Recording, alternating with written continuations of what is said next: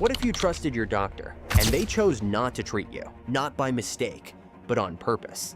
Welcome to Wired Weird, where real history is more disturbing than fiction.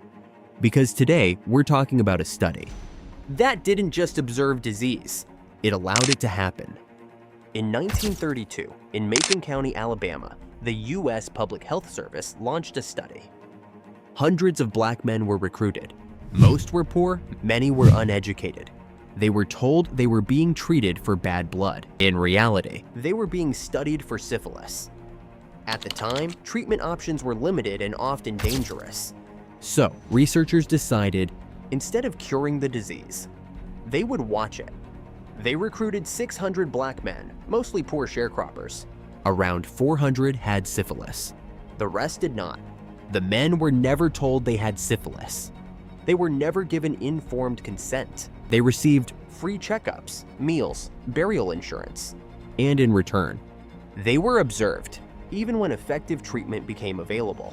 In the 1940s, penicillin became the standard cure for syphilis. It was widely accessible, life-saving, but the men in the study were never given it. In fact, researchers actively prevented them from accessing treatment elsewhere. Doctors didn't intervene. They recorded.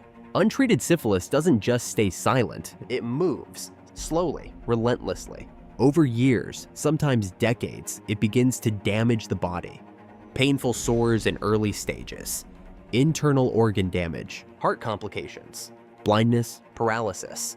Eventually, it reaches the brain, causing neurosyphilis, memory loss, personality changes, confusion, loss of control over movement.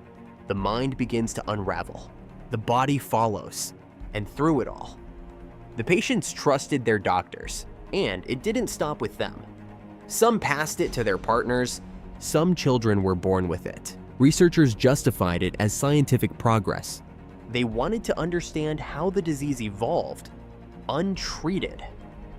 But at its core, this was not just about science. It was about who was considered worth treating. The study continued for 40 years. Until 1972, a public health worker named Peter Buxton leaked the story. It was published by the press, and suddenly, the world was forced to confront it. The reaction was immediate: shock, anger, disbelief. People couldn't understand how this was allowed to happen.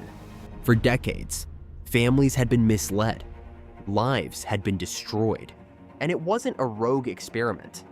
It was government-funded, approved, systematic. The fallout reshaped medicine.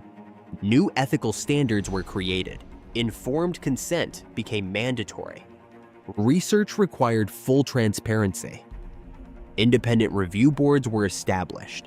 In 1974, the US passed the National Research Act, leading to the development of strict guidelines for human research. Later, the Belmont Report formalized key principles: respect for persons, beneficence, justice, principles that still guide medical research today. But the damage didn't end with the study.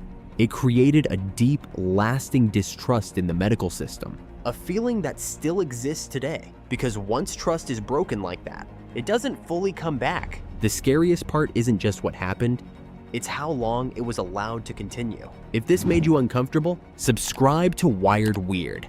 Send this to someone who says, medicine is always fair, because history shows it hasn't always been.